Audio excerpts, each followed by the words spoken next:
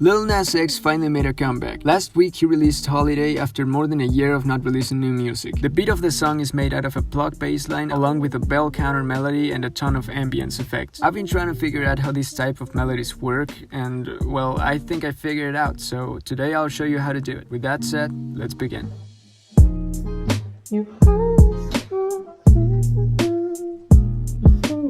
As always, I'll break this beat down into three parts: the melody, the drums, and the arrangement and effects. So let's start with the melody. The melody has three main elements: pluck bass, bell, and ambience effects. First, let's go over the pluck bass.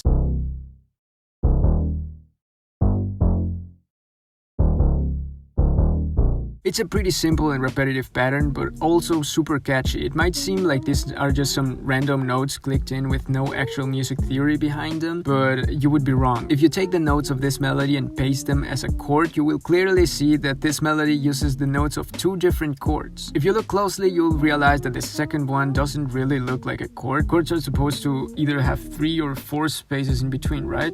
Wrong. Let me introduce you to sus2 and sus4 chord. By the way, I have no idea if that's how you say it. To make this explanation short, the sus2 chord is basically the same chord, but the middle note is 1 space below on the scale. And on the sus4, the middle note is 1 space higher. So this chord is not an A sharp minor, but it's an A sharp sus2. Yeah, I hate that too. So for our melody, first I'll choose a minor chord and then I'll add a sus2 chord. Now that we know which notes to use, let's figure out where to put them. Looking at Holiday's pattern, it's easy to see that the notes are mainly placed towards the beginning and end of the bar, with a bunch of empty space in the middle. You'll also see that there is only 1 or 2 notes per beat. The main thing about this pattern, however, is not where the notes are placed, but where they are not placed.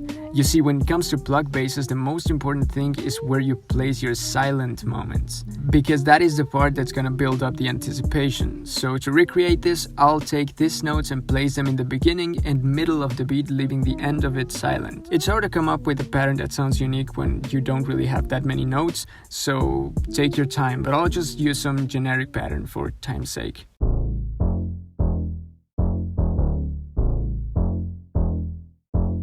2. Bell pattern. Now that we have our bass line, let's go over the bell pattern. The bell melody is what really is gonna dictate the bounce in this beat, so let's see which notes to use.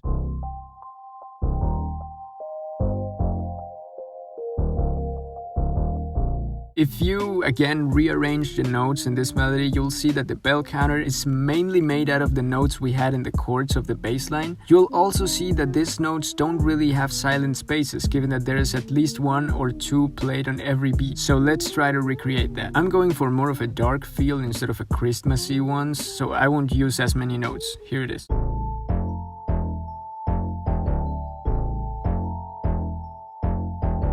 Sounds good, but it's not quite there yet. For that, we need some ambience vocals, which takes us to ambience sounds. This beat uses its ambience effects really well, to the point you might not notice them, but if they were taken out, you would feel like there's something missing.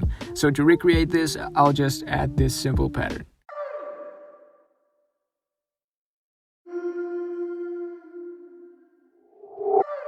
Now let's move on to the drums. The drums are actually pretty simple, and that's on purpose. You see, since the melody is so busy, the drums have to be simple to compensate. If you have a complex melody and complex drums, then the artist won't have any space left to shine. So, well, keep your drums simple here. There are 4 main elements to the drums: snare, hi-hat.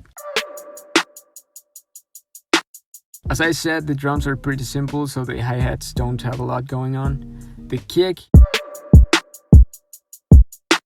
You have to be careful when mixing the 808 with a pluck bass line, because there can be a lot of clashing frequencies. So try to automate a high-pass filter on the bass line that comes on when the 808 does. And lastly, let's go over the arrangement and effects. This beat has 5 main stages. First, low pass.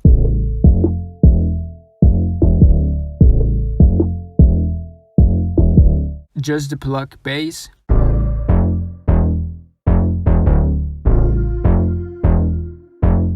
The melody.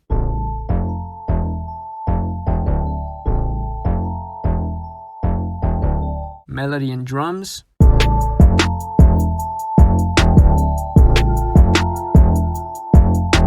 Pluck bass and drums. This track also plays with the bassline frequencies a bunch. I mean, sometimes you get the full thing and sometimes you get this. So yeah, keep that in mind, I guess. If you want to download the loops in this video, there's a free download link in the description. And yeah, that's how to make a beat like Holiday by Lil Nas X. And as always, see ya.